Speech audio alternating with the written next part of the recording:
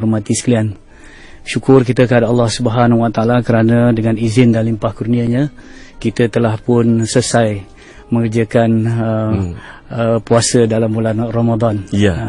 Mudah-mudahan kita dapat melaksanakan Ramadan dengan baik, dan jika ada defek ataupun kekurangan, kelemahan dan sebagainya, marilah sama-sama kita memohon ampun kepada Allah Subhanahu Wa Taala.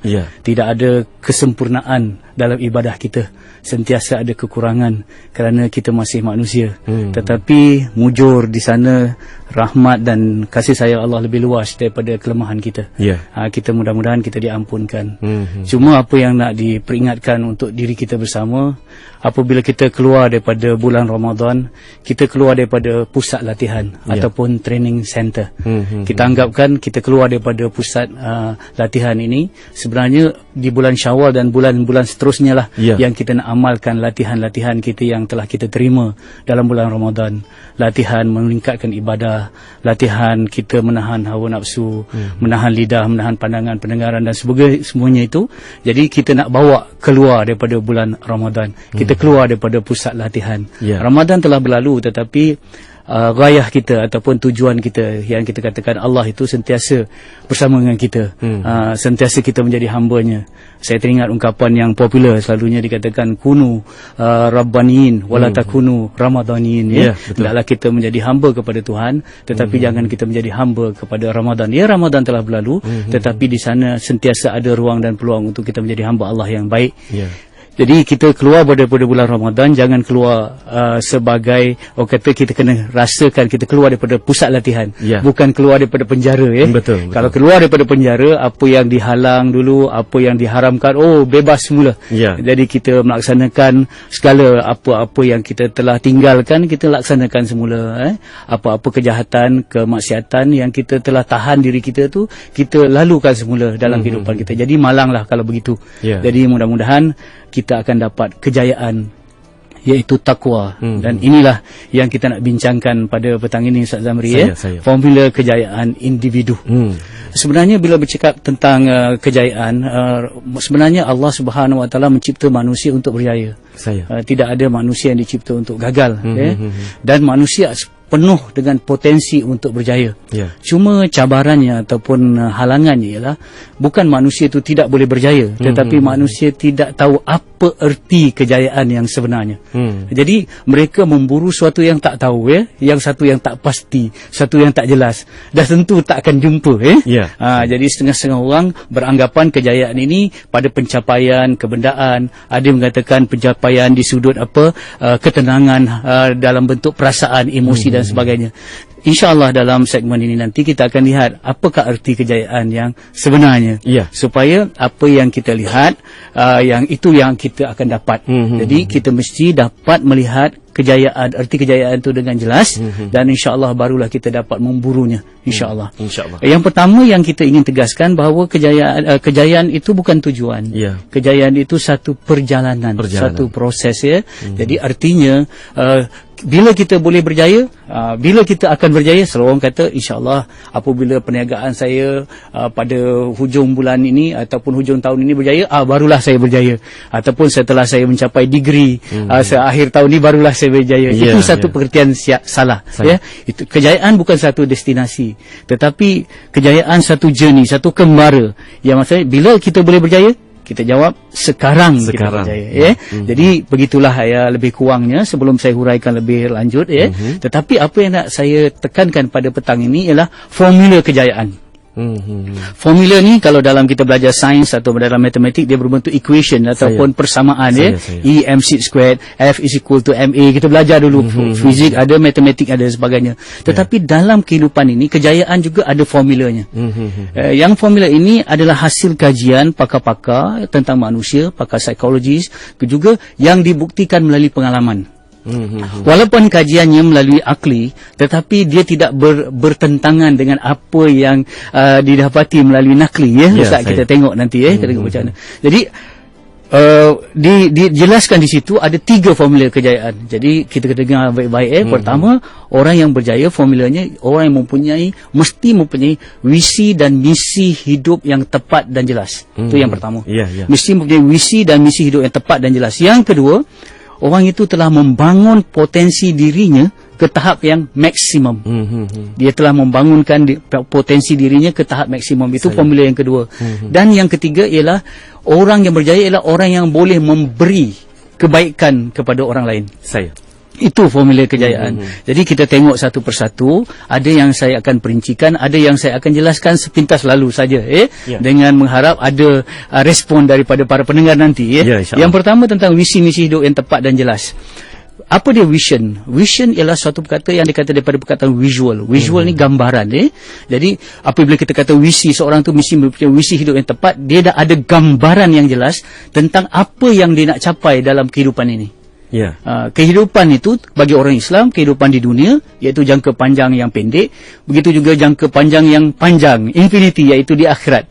Dia dah tahu dah apa yang dia nak capai di dunia ni. Jadi dalam ajaran Islam kita dah lihat dah, di dunia ni kita nak dapat hasanah akhirat, hasanah dunia, yang kata kebaikan di dunia. Apa dia kebaikan di dunia? Kebaikan di dunia yang pertama, di sudut fizikal dan material kita dapat mencapainya dengan halalan dan thayyiban. Harta kita, rumah kita, kenderaan kita dapat capai dengan halalan dan thayyiban. Itu yang kita dapat kesenangan hidup. Di dunia juga kita nak yang paling penting ialah ketenangan dalam kehidupan kita. Itu dia kata, kalau tadi aspek hardware kita, ini software kita. Iaitu dalam bentuk serenity of soul ataupun ketenangan jiwa. Ada orang yang senang tapi tak tenang. Jadi kita nak satu bentuk ketenangan jiwa kita. Artinya apabila ada kesusahan kita boleh sabar, ada nikmat kita boleh syukur, dengan rezeki kita ada qanaah. Ini sifat-sifat mahmudah yang dikata qalbun salim tadi. Jadi di dunia kita nak capai yang itu, kita mesti selesaikan dua perkara ya Ustaz Zamri. Yang pertama, quantity of our material, kuantiti harta kita. Yang kedua ialah quality of our heart, ataupun kualiti jiwa kita yang dikatakan qalbun salim. Itu yang dikatakan hasanah dunia. Itu misi kita di dunia. Misi kita di akhirat Ustaz Zamri dan para pendengar di sana kita nak, yang pertama kita nak mardatillah, keredaan Allah. Allah redha kita sebagai hamba-Nya. Yang kedua, kita nak pergi kepada ultimate goal kita, iaitu kita nak kembali ke syurga. Kita asalnya daripada syurga, kita nak kembali kepada syurga. Jadi itu visionnya. Sebab itu di dalam Al-Quran berulang kali saya dah tekankan perkara ini divisualkan tentang makanan ahli syurga, bagaimana kedudukan orang-orang di dalam syurga, kehidupan mereka, supaya kita boleh visualize. Dan peristiwa Mi'raj pun, Isra' Mi'raj pun menunjukkan visual tentang orang-orang yang mendapat nikmat dalam syurga itu. Jadi misi kita mesti tepat dan jelas. Yang kedua, tak cukup dengan visi saja, kita mesti ada misi hidup yang tepat dan jelas juga. Kalau misi tadi ialah apa yang kita nak capai, misi ialah bagaimana kita nak capai. Bagaimana kita nak capai hasanah dunia tadi, bagaimana kita nak capai hasanah akhirat tadi. Jadi misinya, kalau dalam bahasa Inggeris, kalau kita tengok ungkapan dalam bahasa Inggeris, mission itu daripada perkataan reason for our existence. Kenapa kita ada di atas muka bumi ni Ustaz? Jadi Allah Subhanahu Wa Taala dah menjelaskan bahawa kita wa ma khalaqtul jinna wal insa illa liya'budun. Yang pertama untuk jadi hamba Allah, yang kedua untuk menjadi khalifah di muka bumi. Sebagai hamba Allah kita nak jadi baik, sebagai khalifah kita nak memberi kebaikan. Jadi kita dah jelas Ustaz Zamri. Jadi artinya dengan menjadi hamba Allah dan menjadi khalifah Allah, khalifah di muka bumi, kita akan dapat hasanah dunia, dan hasanah dunia itu akan menjamin hasanah akhirat. Jadi bagi orang Islam, mereka mempunyai visi yang tepat dan jelas, tidak ada ragu-ragu lagi. Jadi ini yang dikata, sebab itu kejayaan dalam ajaran Islam ialah kejalanan yang mutlak. Tetapi kalau kejayaan yang ditafsirkan oleh Barat, dia satu yang nisbi ataupun relatif. Bagi orang miskin, kaya itu satu kejayaan. Bila orang sihat, orang sakit itu sihat, itu satu kejayaan. Tapi bukan begitu dalam ajaran Islam. Kejayaan Islam dalam Islam adalah suatu yang mutlak apabila tercapainya visi dan misi hidup yang tepat dan jelas. Itu pertama. Yang kedua Ustaz Zamri tentang apa ke formula, itu membangun potensi diri ke tahap maksimum. Saya dah terangkan bahawa yang dahulu bahawa Allah Subhanahu Wa Taala telah memberi semua manusia ni, setiap manusia unik. Dunia tidak lengkap tanpa kita. Setiap orang diberi bakat, diberi kecenderungan, diberi kelebihan. Yang saya katakan dahulu ungkapan ini, Tuhan tidak mencipta manusia bodoh. Tuhan hanya mencipta manusia dengan kebijaksanaan yang berbeza. Jadi apa yang kita cari ialah kita nak cari apa kebijaksanaan kita itu. Ya, walaupun cerita ini kerap kali diceritakan, tapi boleh kita ulangkan, ya Ustaz Zamri, untuk apa orang kata repetition is mother of knowledge. Pengulangan adalah ibu kepada pengetahuan. Bagaimana seorang profesor dengan pengayuh sampan. Satu hari dia menyeberang sampan, pengayuh sampan sedang mengayuh, profesor sebagai penumpang. Dia bertanya dalam perjalanan tu, awak pandai menulis atau membaca ke? Profesor tu tanya kepada pengayuh sampan, saya tak tahu menulis membaca. Kalau awak tak tahu menulis membaca, zaman sekarang awak hilang separuh hidup awak. Okey, mereka terus berkayuh. Profesor bertanya lagi pada pengayuh sampan, you ada duit simpanan tak? Kata saya tak ada simpanan. Kais pagi makan pagi, kais petang makan petang, mana ada duit simpanan. Oh, kalau you tak ada simpanan sekarang ni, you hilang lagi separuh daripada kehidupan. Tiba-tiba sampan bocor dan tenggelam sama-sama. Pengayuh sampan bertanya kepada profesor kali ini, profesor tahu berenang atau tidak? Kata saya tak tahu. Kalau tak tahu, habis seluruh kehidupan. Artinya apa? Ada perkara yang profesor tu bijak, tetapi ada kekurangan di sana. Dan pengayuh sampan tidak boleh jadi inferiority complex. Walaupun dia golongan marahan, buruh atau nelayan, mereka juga ada kelebihan. Tanpa nelayan mencari ikan ataupun menangkap ikan, tanpa petani menanam padi, kita tak dapat makan walaupun profesor sekalipun. Jadi di sini ada kebijaksanaan kita yang berbeza, Ustaz Zamri, Sebab itu, seperti mana yang saya katakan dahulu, kita kena bertanding dengan diri kita sendiri, bukan kita bertanding dengan orang lain. Sebab itu dalam ilmu motivasi ataupun dalam ilmu psikologi, apa takrif kejayaan? Cuba dengar sama-sama, Ustaz Zamri, dikatakan kejayaan itu ialah jarak antara apa yang kita capai sekarang. Kejayaan itu ialah jarak antara apa yang kita capai sekarang dengan apa yang sebenarnya mampu kita capai. Jarak antara yang kita capai sekarang. Sekarang ni Ustaz Zamri tahap ni sekarang. Tetapi Ustaz Zamri diberi oleh Allah potensi yang lebih daripada itu. Jadi apakah Ustaz Zamri telah, ataupun saya ataupun para pendengar sana telah menggunakan potensi yang Tuhan beri semua tu, yang Allah berikan, hingga yang kita capai dengan apa yang kita mampu capai itu jaraknya sedikit aja, dekat saja. Itu berjaya. Tetapi kalau jarak tu jauh, yang kita boleh mampu capai sebenarnya tinggi, tetapi apa yang kita capai sekarang ni masih jauh, artinya kita tidak berjaya. Ini yang dikatakan di dalam orang kata para pencerdik pandai. Umpamanya Henry Ford, dia kata apa? Setiap manusia lebih kuat daripada apa yang dia sangkakan atau dia jangka terhadap dirinya. Cuba kita lihat dalam saintifik, ujar saintifik. Kita ada 100 bilion sel otak. Mengikut kajian, kita hanya menggunakan 10% saja orang yang biasa-biasa ni. 10% daripada 1000 bilion sel otak yang tadi yang dapat mampu menjana kebijaksanaan yang tinggi. Artinya, kita masih lagi kurang menggunakan akal kita untuk membaca, untuk berfikir, untuk menyelesaikan masalah. Orang kata, kita tidak kadar membaca di kalangan negara-negara Islam, umat Islam masih jauh daripada negara-negara maju. Apalagi tahap berfikir. Jadi artinya, otak orang Melayu dengan otak orang Barat ataupun Arab dan sebagainya tidaklah kurang daripada saiznya, tetapi sejauh mana kita fully utilize ataupun kita gunakan semaksimumnya. Contohnya Ustaz Zamri, kita tengok, kita sekarang ni suka dengan gadget-gadget teknologi. Contohnya handphone, iPad, macam-macam sekarang, iPhone, Galaxy dan sebagainya sekarang ni banyak orang. Tapi kadang-kadang kita lihat orang tu dia gairah untuk beli gadget teknologi saja. Tetapi apa yang digunakan, contoh dalam laptop dia hanya PowerPoint ataupun Word saja. Dalam tu banyak lagi yang dia tidak gunakan. Jadi begitulah alat teknologi, begitulah diri kita kadang-kadang. Potensi kita tak keluar habis. Jadi begitulah indahnya dalam ajaran Islam. Kalau kita belajar, Allah mendidik kita melalui mehnah, ujian hidup, Ustaz. Mehnah ini Allah datangkan dalam bentuk yang pedih, yang sakit, gagal dan sebagainya. Bila Allah uji kita, Allah tidak akan menguji kita di luar kemampuan kita menghadapinya. Itu pasti. La yukallifullahu nafsan illa wus'aha. Itu ujarnya. Allah akan menguji kita setakat mana yang kita mampu untuk menghadapinya. Tetapi dalam hidup, kenapa ada ramai orang yang kata bila datang ujian daripada Allah, Tuhan, mengapa kau begitu bagi pedih pada aku. Banyak kata-kata rintihan yang menunjukkan macam seolah-olah dia tidak mampu. Sehingga ada kata-kata kau cabutlah nyawaku dan sebagainya. Sebenarnya bila Allah uji kita, kesilapan dan kesalahan kita yang terbesar ialah kita tidak menggunakan seluruh potensi diri kita untuk mengatasi ujian itu. Kita tak keluarkan habis. Sedangkan Tuhan datangkan mehna itu untuk kita mengeluarkan imunasi kita, kekuatan kita, antibody dalam jiwa kita dan supaya keluar. Tetapi kita tak keluarkan. Sebab kenapa? Ini pertama Ustaz Zamri. Yang pertama, kita lemah untuk bermujahadah. Terlalu manjakan diri. Terlalu sayangkan diri. Susah sikit tak boleh. Padahal hukum sunnatullah bukan syariatullah. Sunnatullah. No pain, no gain.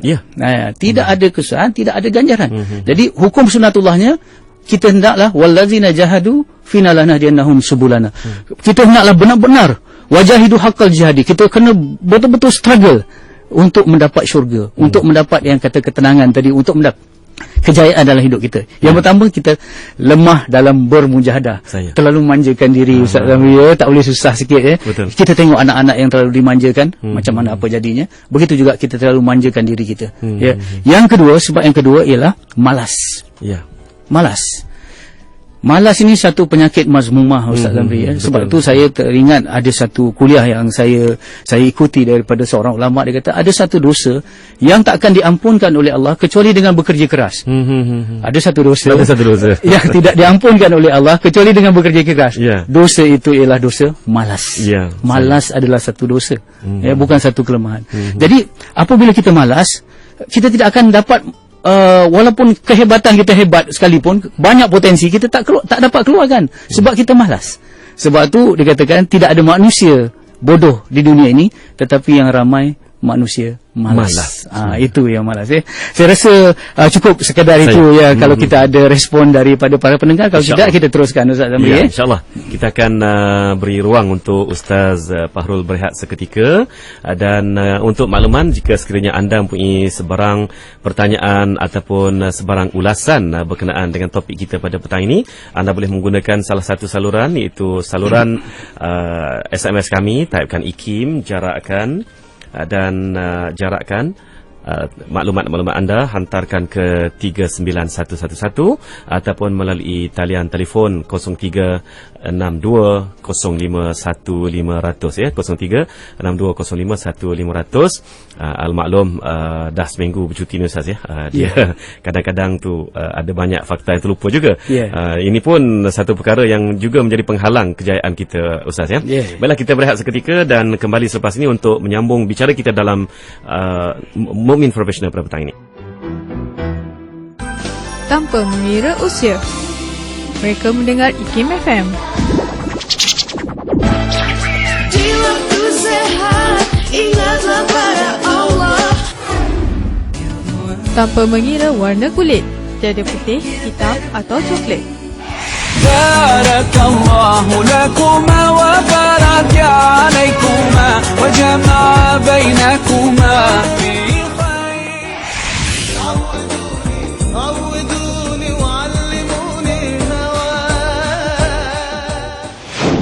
Hanya di IKIM FM, pilihan utama anda.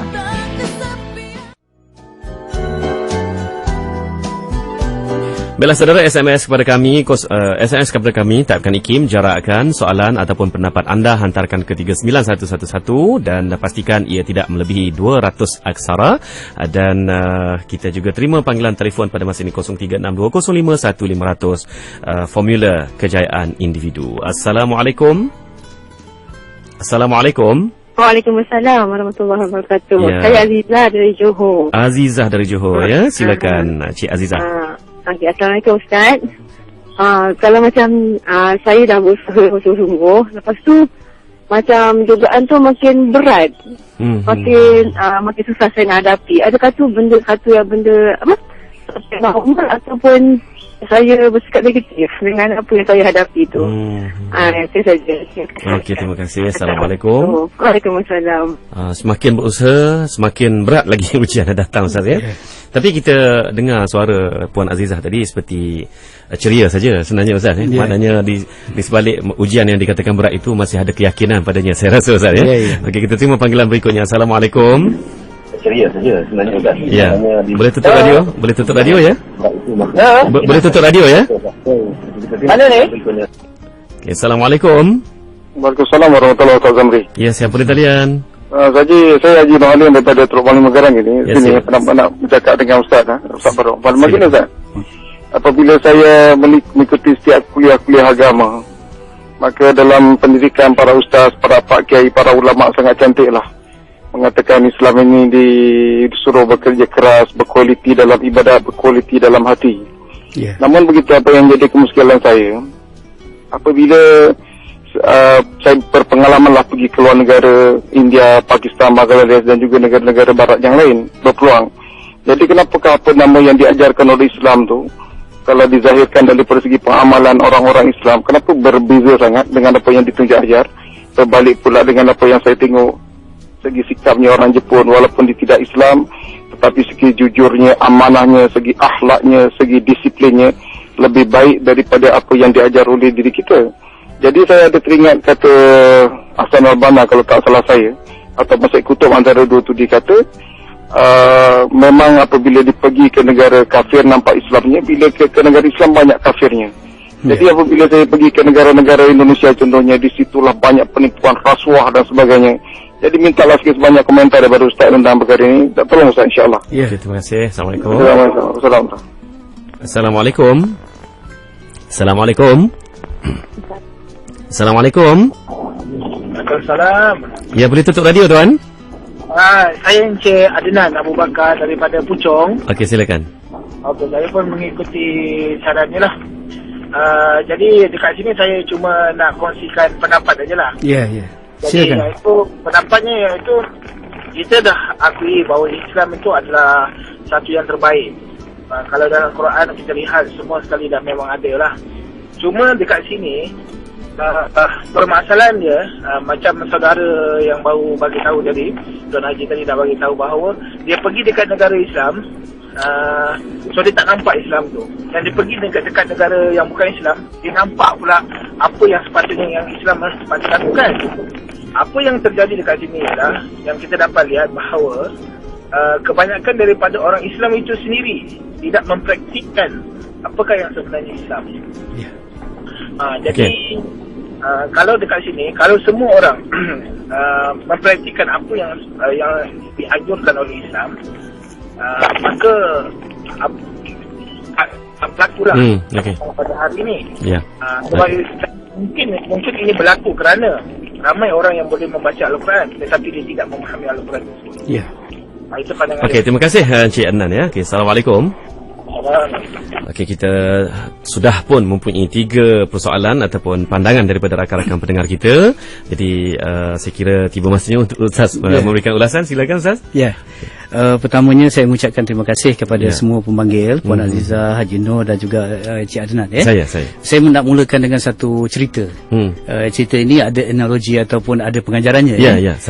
Yang pertama, pada satu hari seorang lelaki sedang melalui satu jalan dan dia melihat seorang budak sedang tercari-cari sesuatu di bawah lampu. Hari itu hari malam hari lah, di bawah lampu, sama ada lampu tepi jalan, dia cari sesuatu, dia cari. Jadi lelaki ni tanya kepada budak tu, apa yang kamu cari sebenarnya di bawah lampu ini? Dia kata, saya cari wang saya yang hilang. Wang kamu yang hilang di sini. Wang kamu ni hilang dekat mana? Jatuh kat mana? Dia tunjuk kat satu tempat, itu tempat gelap yang jauh di situ. Dia tunjuk. Jadi wang jatuh di tempat gelap yang jauh daripada sini, kenapa kamu cari di bawah cahaya lampu ini? Dia kata di sini lebih senang, dia cari. Jadi apa yang hasil daripada analogi ataupun cerita ini ialah kita dah tahu budak tu dah tahu duit tu hilang di tempat yang gelap. Tetapi kenapa dia cari di tempat yang terang? Kerana di situ lebih senang. Jadi dia tidak akan berjumpa di situ. Begitu juga dalam kehidupan kita ni, Ustaz Zamri. Kejayaan kita bukan berada di comfort zone kita, di zon selesa kita. Zon selesa ialah zon yang kita berada di sekarang lah. Di tempat yang kita duduk sekarang, yang di tempat ini. Jadi kita tidak ada pergerakan sebab kita dah selesa dengan keadaan. Kita tidak akan buat pembaruan, kita tak akan buat kata-kata transformasi ke reformasi ke ataupun apa-apa kalimah yang dikaitkan dengan perubahan. Kita takkan, sebab kita dah comfort zone. Betul. Di situ tidak ada kejayaan.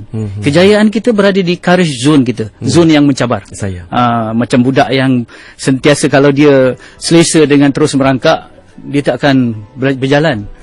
Sebab untuk dia belajar berjalan, dia terpaksa bangun dan jatuh, bangun dan jatuh. Yang itu yang ramai orang yang deny ataupun dia nak nafikan, dia tak melalui proses itu. Proses susah tadi lah. Jadi proses dia nak mujahadah tadi. Jadi dia duduk di zon selesa dia begitulah, jadi tidak ada perubahan. Dia mesti pergi ke zon mencabar dia. Di sana ada kesusahan, tetapi di sana ada kejayaan. No pain no gain, sekali lagi yang kita katakan. Mujahadah itu pahit kerana syurga itu manis. Jadi kita kena melalui kepahitan mujahadah supaya kita dapat memetih buahnya, iaitu kemanisan. Syurga itu ada dua, Jannatul Ajilah yang di dunia dan juga Jannatul Abadiyah yang di akhirat. Mesti melalui huffat bil makarih. Syurga itu dipagari oleh dengan kesusahan. Jadi itu. Jadi ini menjawab lebih kurang ketiga-tiga persoalan tadi.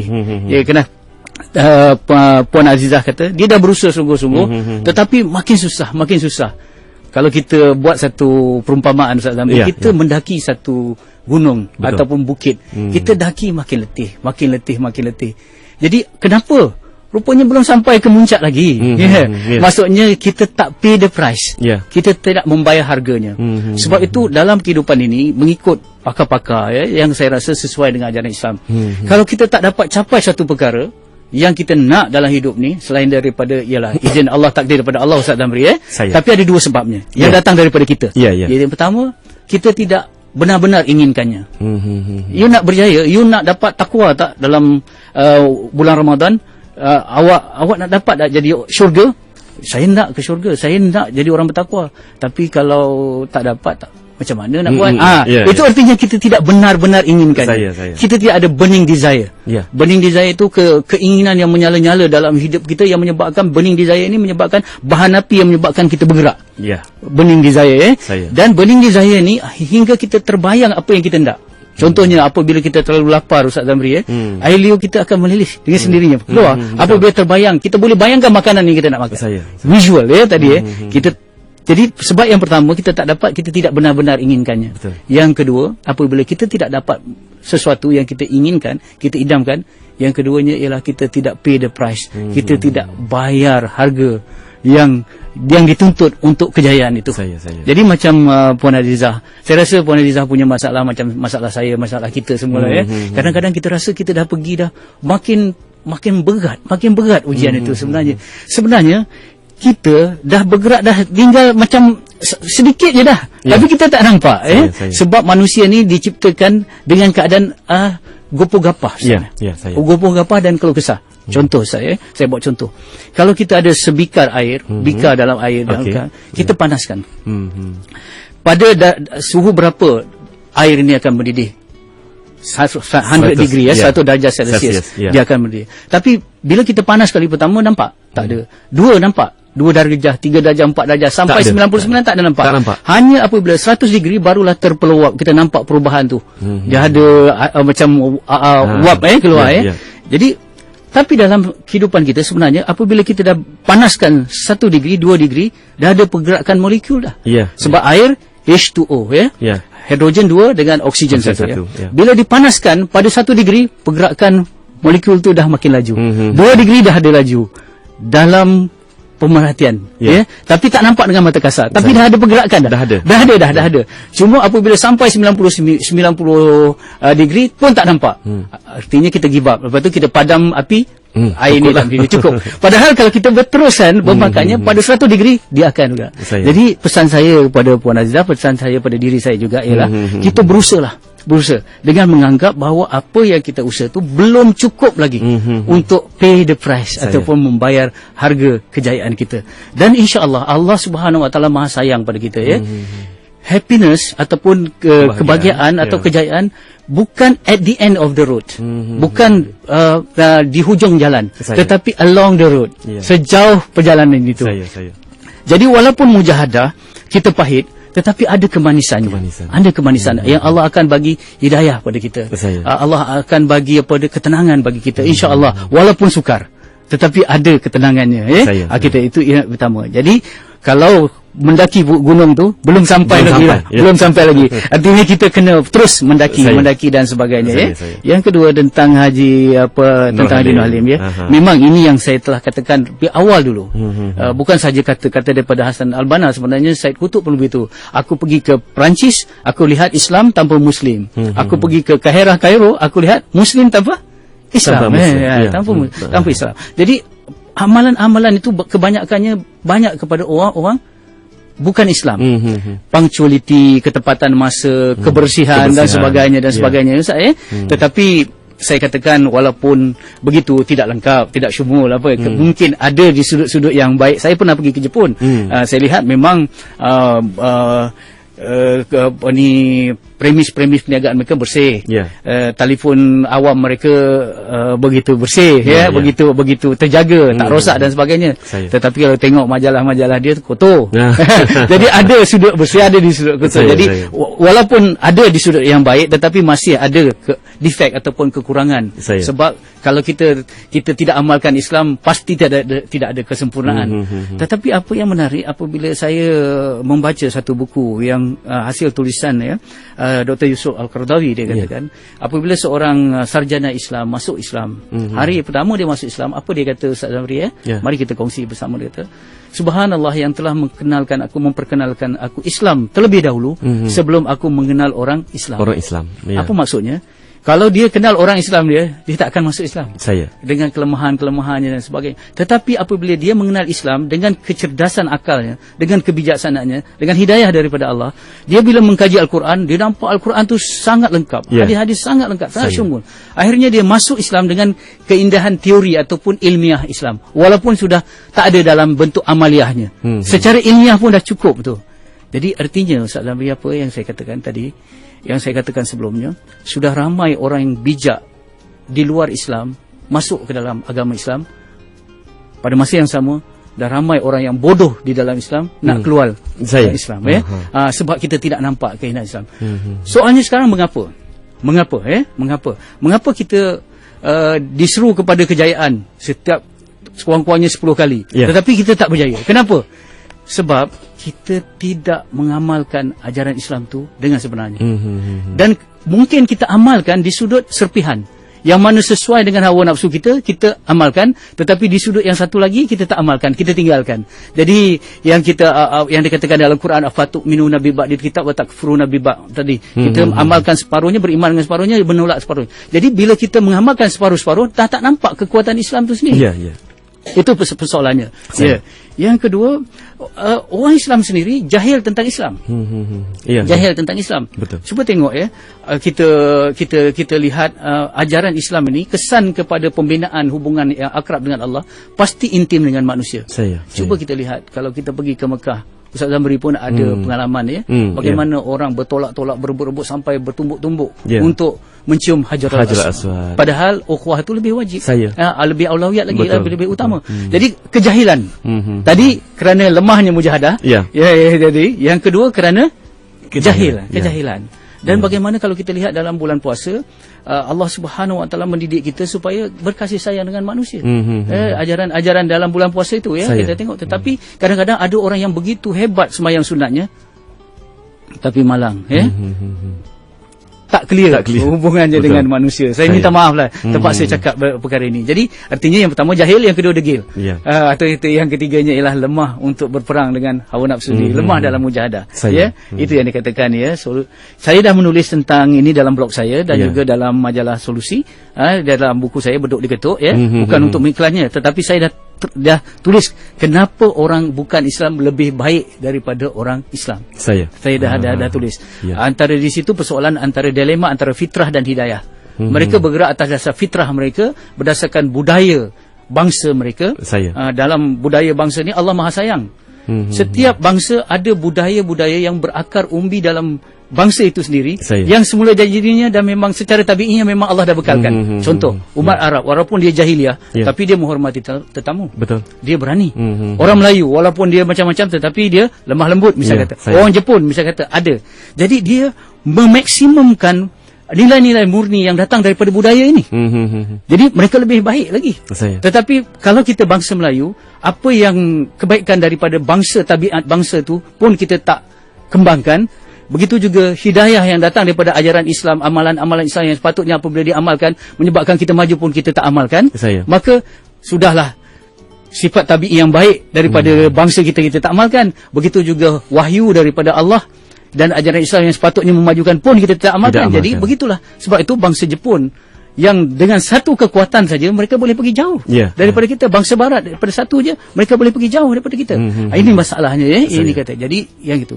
Yang ketiga, soal Adnan Encik Adnan soal Islam terbaik, tetapi tak ini, jadi saya secara sini saya boleh berkatakan gitulah yang tadi yang juga yang pengulangan kepada yang terdahulu saya kata lemahnya kita dalam mujahadah. Lemahnya kita dalam mujahadah. Kita ada kelebihan tetapi kita tidak fully utilize. Sebab tu kembali kepada formula kecemerlangan.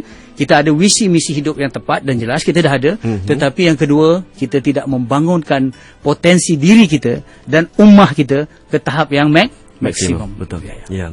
Bila Ustaz menyebut tentang analogi mendaki gunung tadi Ustaz saya teringat juga pengalaman saya mendaki Gunung Sur ketika Rasulullah SAW berselindung di Gunung Sur ini. Rupa-rupanya Gunung Sur ini terdiri daripada dua buah gunung ataupun dua buah bukit yang tidaklah begitu curam, tetapi ketinggiannya itu cukup mencabar. Apabila sudah tiba ke satu puncak, kita terpaksa turun ke puncak, ke lembah yang kedua ataupun yang berikutnya dan terpaksa mendaki ke puncak yang kedua.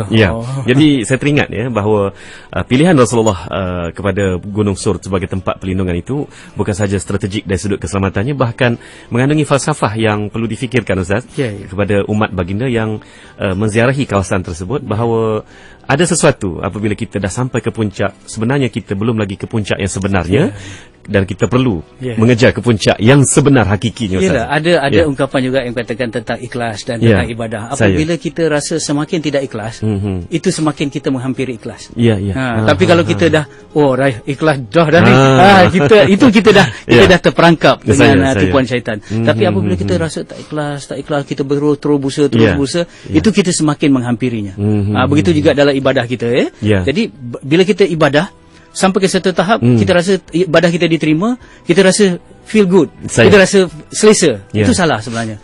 Tanda kata para ulama yang saya dengarlah belajar begitu dia kata tanda ibadah tu diterima ialah apabila kita beribadah bangun satu semangat untuk beribadah lagi. Yang dia kata Faiza Faragta Fansab tadi bila kita lepas satu ibadah, kita nak beribadah satu lagi. Itu menunjukkan ibadah kita sebelumnya diterima oleh Allah. Jadi tidak ada yang dikatakan habis dah tak ada. Ini pada peringkat nafsu lawamah. Apabila kita sentiasa mengkritik diri dan tidak meyakini ataupun masih lagi meragui tentang keikhlasan diri Ustaz. Ini masalah kita bersama. Dan saya hargai persoalan dan juga pandangan daripada rakan-rakan menghantar SMS pada petang ini, yang saya rasa kesemua soalan dan juga pandangan ini telah diulas oleh Ustaz secara tidak langsung dan kita rakamkan nama-nama mereka: Cik Ha, Roslan Cik Mat, Nadia, Doni Erizal Safidin, Hamid dan juga Nasir jadi semuanya memberikan suntikan kepada apa yang telah Ustaz ucapkan tadi dengan begitu baik saya kira dari sudut soalan ataupun pandangan. Jadi kita ada masa berbaki 3 minit Ustaz. Jadi sebagai kesimpulan bicara kita pada petang ini, silakan Ustaz. Dengan segala formula yang pertama, yang kedua tadi, datanglah yang ketiga dalam 3 minit, iaitu kita boleh memberi kebaikan kepada orang lain. Ingat Ustaz Zamri sama-sama kita kata orang yang berjaya secara biasa ialah orang yang membawa dirinya berjaya. Tetapi orang yang berjaya secara luar biasa ialah orang yang membawa orang lain berjaya bersamanya. Sebab itu dikatakan bahawa Rasulullah SAW ialah pemimpin yang luar biasa. Kerana Rasulullah bukan saja memimpin, tetapi dia melahirkan pemimpin. Cuba kita tengok 4 Khulafa Ar-Rasyidin. Itu semua pemimpin yang dilahirkan oleh pemimpin Rasulullah.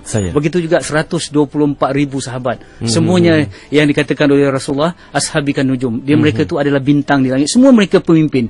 Jadi itu yang kita hendak. Jadi dalam Islam ini Ustaz Zamri kita tidak cukup membawa jadi baik, tetapi kita kena menarik orang lain untuk kebaikan jadi pada baik. kita. Ya, Syurga itu luas. Syurga itu luas, ya. Kata seluas langit dan bumi, lebih luas daripada itu. Kita tak boleh masuk ke dalam syurga seorang-seorang. Sebab itu dalam ajaran Islam, nepotism dan kronism ni, nepotism ni mengutamakan keluarga, kroni-kroni ni dibenarkan untuk kita bawa ke dalam syurga. Itu saja. Sebab kita nak bawa ku anfusakum wa ahlikum nara. Itu nepotism, ya. Kita nak bawa keluarga kita. Begitu juga kerabat-kerabat kita dan sebagainya, kroni-kroni kita ke dalam syurga. Jadi tak cukup kita jadi baik, tetapi kita kena memberi kebaikan kepada orang lain. Dengan kita memberi, Ustaz Zamri, ya, bukan mengurang tetapi akan bertambah. Sebab tu saya kenal beberapa orang tokoh-tokoh korporat yang Islamik. Mereka sangat Islamik. Saya bila kita tanya kepada mereka apakah motivasi atau dorongan utama mereka ketika memulakan perniagaan, sangat ajaib. Mereka kata mereka memulakan perniagaan dengan niat untuk membayar zakat, untuk mengeluarkan zakat. Untuk memberi. Untuk memberi, dah bukan untuk menerima. Bukan how to get tetapi how to give. Bila mereka berniaga dengan niat membayar zakat, mestilah perniagaan itu berkembang. Sebab dah cukup haul dan nisabnya, ya, Ustaz, kalau tak cukup artinya mereka dah fikir untuk memberi. Dan itu yang dikatakan dalam peribahasa Cina, tangan yang menghulur bunga mawar pasti tangan itu berbau harum. Itu kita merasakan begitu. Sebab itu kalau dalam ajaran Islam ialah ajaran memberi. Jumpa orang je kita memberi salam. Kalau kita tengok, ya, memberi salam itu sunat. Menerima menjawab salam itu wajib. Tetapi pahala memberi salam yang sunat itu lebih tinggi daripada yang wajib. Ini kata al-yadul ulya khairum minal yadus sufla. Tangan yang di atas lebih baik daripada tangan yang di bawah. Jadi untuk kita berjaya, ingat, ya, 3 formula tadi Ustaz Zamri sebagai rumusannya. Pertama, kita kena ada visi misi hidup yang tepat dan jelas, dan insya-Allah Islam dah ada provide semua tu. Yang kedua, membangunkan potensi diri kita ke tahap maksimum, dan yang ketiga, dengan segala-galanya kita dapat memberi kebaikan kepada orang lain. Dan insya-Allah kita akan berjaya di dunia dan di akhirat. Insya-Allah. Begitulah bicara kita pada